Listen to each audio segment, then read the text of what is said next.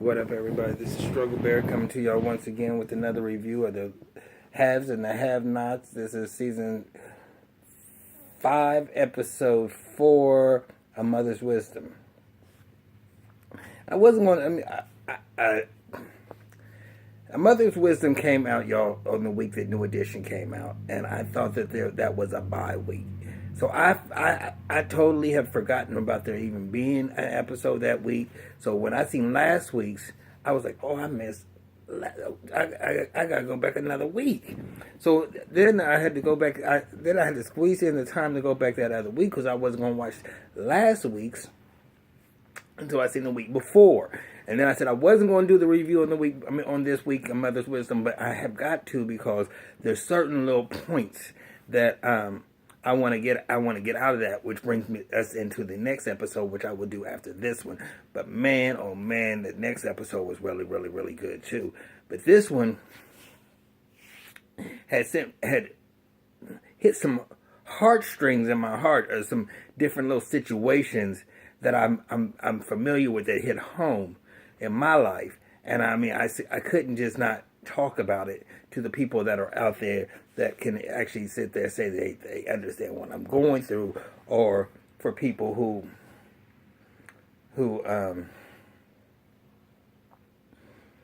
might be going through it and be on the other end as in. I'll get to that point anyway. But I mean, it's for different people to have different views on, look at a situation differently. But right now, this is the Have and the Have-Nots, and I am Struggle Bear, and I'm coming to y'all, new channel, I'm new blogger, new to this. I mean, I know that y'all probably, when y'all get to the point of seeing this, y'all probably have seen 1,000 reviews on this episode already. But I mean, here I am. I'm giving it to you right now, my version of it. And it starts off like it did last week with Veronica having a gun and holding it up on David. And I was really starting to get annoyed with it, and I was actually fast forwarding through it. And I'm not going to lie to y'all. I had to actually go back through it because I missed the part that I did not see because I was fast forwarding through it. Because her holding that gun and going through all that blop to blop to blip to blip to blop to blip, and him trying to get the gun from her and saying, calm down, and her doing this and doing that, and eventually giving him the gun. But in between that time, I actually seen where Erica called and start acting like she was a reporter.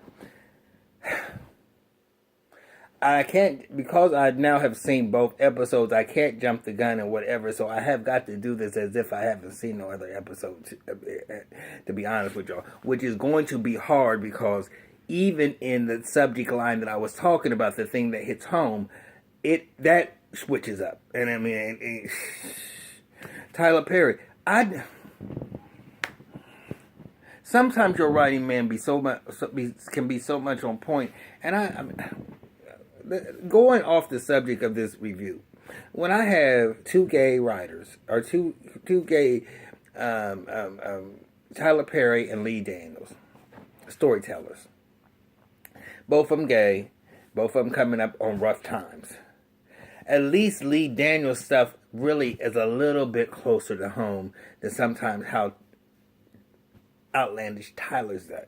I mean, I used to think Tyler's I could be able to relate to some of it, but some of his storylines and some of this shit be so fucking goddamn much bullshit with it that he has his characters be looking sometimes like I can't figure out if the character is real, if the character is fictitious. If this is supposed to be somebody that I can relate to my life, but then you sit there and you have them do something that's so damn dumb that it's just like, ugh. Can you not write this to be something a little bit more realistic? But that's me. That's me. I mean, when I come at this, I'm just going to give it to y'all as I am. I want to sit there and hit this motherfucking goddamn joint real quick and really give y'all a motherfucking review. But maybe on part 2 of this, maybe y'all might get that part. But I'm waiting on somebody to come here and fix this stove right now. So I ain't going to sit there and have the place smelling like no motherfucking herb. But right now, I'm ready to light up like a motherfucker. Anyway. Back to the story at hand. So Erica calls and Veronica once again. That bitch is always on top of her motherfucking shit. She gonna sit there and get his phone, have him sit there and bit. You know what? I cannot stand David, and I don't care if he got that gun in his head. in her hand or not. But bitch, when that bitch tells you to get down on motherfucking one knee and motherfucking nigga, you doing all that motherfucking shit like you a motherfucking dog and you doing this for motherfucking tricks and for motherfucking treats, bitch. No, nigga, you don't do that. I mean, a nigga sit there and lunge after your motherfucking ass. If you get him in the motherfucking shoulder or whatever the case may be, he gonna do it. But David is such a stone cold bitch. And as much as when he was with Erica, he was starting to turn my motherfucking ass on just a little bit, he turns me completely off when he does his bitch ass motherfucking moves that he does. I can't get with it at all. So so just how I wasted 5 minutes talking about that motherfucking bullshit, that was about 5 or 10 minutes. So then we got Benny, still sitting the fuck out there. I mean, he's not gonna give up at all. He's not going to give up at all. He ain't leaving, cause Candace is gonna come. And Hannah sit there and say, well, me and Q is up out here, bitch. You deuces. And so she leaves. Now, Jim finally comes. I mean, let's get back to the Cryer's house. So get that whole thing where Veronica's holding the gun on them, and she finally gives the gun to David. And as soon as she gives the gun to David, who comes busting in the motherfucking door but Jim? David, what happened? And he's sitting there like, And Catherine's like, hey, she killed him. She's still in motherfucking full blown, just goddamn out there mode. And she said, we got to call the police. He said, we ain't calling no more. He said, who's that on the fucking floor? He said, the DA, Jennifer, whatever her name is. And he said, oh, shit. And Catherine said, Veronica killed him. I did not, Catherine. Why are you lying? And so all that motherfucking bullshit back and forth, tit for motherfucking tat. And Catherine said, we got to call the police. We ain't calling no motherfucking police. She said, we need to call the fucking police. He said, bitch, slow the fuck down. I know you in tick tick boom land. But bitch, this is no longer the motherfucking local Mayberry motherfucking goddamn police. This is the motherfucking DA. This shit is motherfucking federal, bitch. And if we sit there and call the motherfucking police, it's going to be taken out the hands of the local police. So we don't have no motherfucking pull in the motherfucking federal realm. We only got the pull in this motherfucking goddamn rinky-dink small ass motherfucking town that we in Mayberry. So don't be trying to sit there and spread your wings like you got some motherfucking goddamn power outside of these motherfucking goddamn four walls of this motherfucking county, bitch, and don't even sit there and try to act like you got that motherfucking much pull. And you need to sit back and just think about this. We're not going to motherfucking do this. So he's telling David, we got to get the best cleaner we'd ever had. Can you handle that, David? He talking to David like he's straight up a motherfucking bitch. David, if you don't have a backbone in your motherfucking ass, that you can't stand up and try to take charge of these motherfucking bitches and the situation they got you in, and you sit there standing there like you motherfucking head up in the motherfucking clouds like, bitch, what in the fuck is going on? How did I get here? And why am I here? And somebody, please, can I click my heels 3 motherfucking times and go fucking home? Because, bitch, you are all over the place, David. Just standing there just dumbfounded. You all over the place, but ain't no motherfucking where but there. Jim come in and handle the motherfucking shit. Your bitch ass is over there like, you wimp ass motherfucking bitch ass noodle. You know what? Fuck, once you motherfuckers up on there throwing their legs behind their motherfucking back, talking about who's your daddy, bitch. Not you, bitch. So Hannah then sit there and left Benny and went over to to Candace's house. See all the police over there, and old Pearl running up to Hannah. You see they up in there searching for that body that never came out. I told you about it. Candace sitting in her car still looking just like the dumbest bitch that she looking.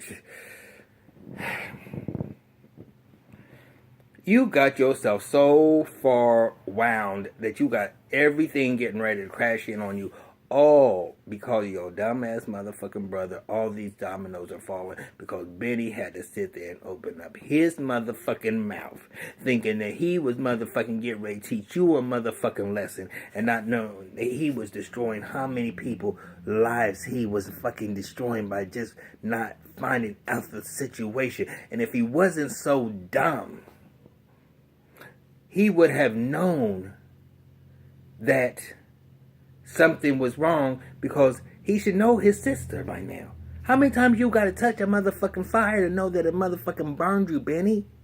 Why wouldn't you always be leery of anything that involves her and sit there and before you jump out there and some lane in front of some white man, you sit there and think about who in the fuck is in front of you and what's going on this motherfucker in a motherfucking suit up in your motherfucking house talking about some motherfucking papers. Bitch, you should have shut the fuck down and talk about, I don't know what you said, what is you talking about. You said, I'll tell you. I didn't sign it. Oh, I take it back. Bitch, you can't take it back. It's done. It's a done deal. And all these other dominoes that are falling, the motherfucking crazy ass bitch, they couldn't even handle what's happening with the bitch because you got all that shit on top of her motherfucking head. She's running around. She couldn't get Quincy out the motherfucking back. You did all this motherfucking shit. You buried Quincy in the motherfucking backyard. So, that was that. Now, I think I might be cut short on this show, and I hope not, but I'm going to try to wrap it up. So, what was the last thing? So, Jeffrey. This is the part that I was telling y'all about. Jeffrey takes Wyatt to his house.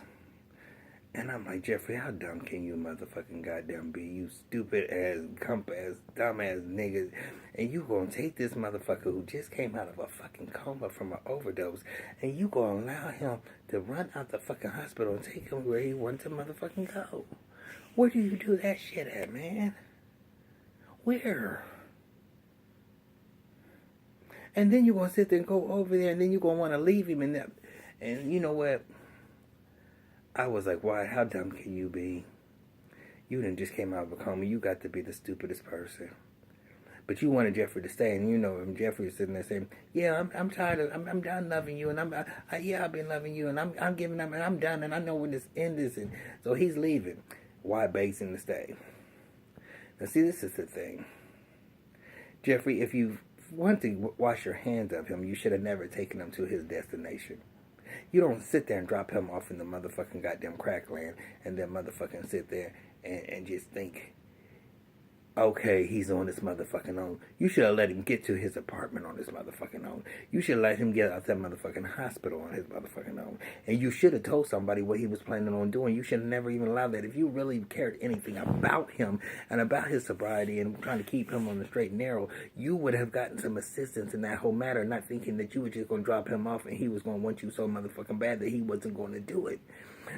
So he told you where he was weak. He told you he was scared. And for you to sit there and just, what you have already done, you have already opened up that door. Said that he is your responsibility, Jeffrey.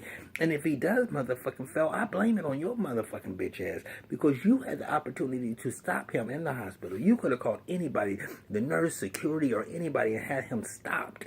If you really want to do what was best for him. But no, bitch, you thought you was going to get to that motherfucking house, and somehow or another, his ass was going to sit there and break down and be like, okay, I want to be with your motherfucking ass. And that's not what he's going to motherfucking do. The only opportunity that you're going to get Wyatt to do that with you is if you get high with motherfucking Wyatt and there's no motherfucking bitch around. That's the only way you're going to do it. And trust, I know that from motherfucking goddamn experience. You get a motherfucker when they motherfucking tweaking and they want something, you can get whatever you want from the motherfucker for real. But if you going to help somebody and be genuine about wanting to help them, you don't sit there and pull them out of a situation, even though you know it's against your advice, and then just leave them in a situation where you know that you're going to leave them and they're going to do whatever they have to do to get them motherfucking drugs. And he told you he was scared. He wanted you to stay to kind of keep him strong. But motherfucking no, you decided now you want to sit there and give him some tough love. Bitch, that was the worst type of tough love you could ever give a motherfucker, ever in your whole entire life. So Veronica finally gets out and goes home, and she sees Melissa, and she look at all shit, talk about, I apologize to your family and tell them that we'll reschedule or whatever the case may be. So she calls Jeffrey once again. But Hannah had went over there to tell Candace, look, your brother over there, he looking like a boo-boo the fool, and it's almost 20 minutes to 5, and they get ready to come to that motherfucker. Go and tell him that you ain't going to be able to make it, that you ain't going to come. You got to at least do that if you... He loves you, girl. And what Hannah was saying to her was true. Bitch, you know this motherfucker ain't going to go no motherfucking where, because he going to believe that you going to come through for him, because you said you was going to come through for him. And he still will never learn that he has to sometimes not take you for what your word is. So, okay. So, it's like... So... Jeffrey called me. So Veronica calls. Hold on a second. So Veronica, calls Jeffrey, and Jeffrey goes right back to his whole bitch. Just a noodle underneath her control. She once again has the upper hand on him, can dangle him like he's a goddamn puppet on a motherfucking string. He has no background and no nothing, because before she had nothing over him. He had finally gotten underneath her thumb, and now he's right back underneath her, and he's pulling Candace into the whole thing. She's like, well, y'all better sit there and meet me at such and such a place. So he calls Candace, look, this bitch is going, she's probably the reason why they're there at the yard. But... So he said, we better meet her, or we definitely gonna go down, because you already know how she rolls. She said, okay, well, where at? But I gotta go see my brother first. She ain't never make it. She ain't go. She don't go make it to see him. He said, no, you need to come here right now. Now, meanwhile, Mitch is in jail, and he sees War. And me and War going back and forth. Nigga, first of all, I'm the one. Candace didn't have nothing to do with this motherfucking shit. Because he said, I'm going to kill your motherfucking girlfriend when I get up out here. I'm going to slit her motherfucking door. He said, well, let me tell you something. It wasn't her. It was all my motherfucking ass. So what you going to motherfucking goddamn do? He said, well, you can hide behind your people all you want, but I'm going to get to your motherfucking bitch ass too. And they going back and forth. And then so Mitch thinking he ain't going to be in there for a minute. And War gets the fuck released. So now War's out. So this shit is about to get motherfucking really real. So Benny's sitting out there like a lonesome on the doorstep. Hannah goes back over there to try to see if she can get him to come. Please come. He's carrying on, talking about, I gotta wait on my sister. But that's basically that all happened in this episode, y'all. But the thing that got me the most in this episode that I was talking about is, Jeffrey, you don't do what you did. You cannot be there for somebody and then decide to wash your hands of them right at that particular point in time, at the time that you did. Because you sit there and set that motherfucker up to put him out there where he was on his own, and to leave him and then think he wasn't going to go back and get it. Bitch, if you cared anything about him, you would have stuck in there with him and stayed up in there, bunkered in that thing, and said, no, you ain't going nowhere. And if you go somewhere, I'm going with you. And then, if you go somewhere, I'm going to call the fucking police, or any of the cases. First of all, you should have did that from the hospital. But no, you was going to sit there and carry on, and you all this that you want to do because your bitch ass, if you supposedly loved him, you chose the wrong fucked up time not to love this motherfucker no more. And they found motherfucking Quincy's motherfucking body, y'all. They done found the hand. Justin couldn't do, the cop couldn't do nothing about it. He done played them all different type of places. And when I seen that grave site, I thought Benny said he had put it underneath cement. That gravesite was just, how did nobody didn't see that all that time they was in that fucking backyard? Nobody noticed that. Now that was the fakest. Tyler Perry, stop that bullshit. Rewind that shit back. I want to see what it rewinded back, because I know good and well that Benny sit there and put that under the cement. At least I thought it was. But anyway, I gotta go, y'all. That's it. I'm gonna come back with the next one in a few minutes, but I gotta rewatch that one again. Talk to y'all later soon. Peace.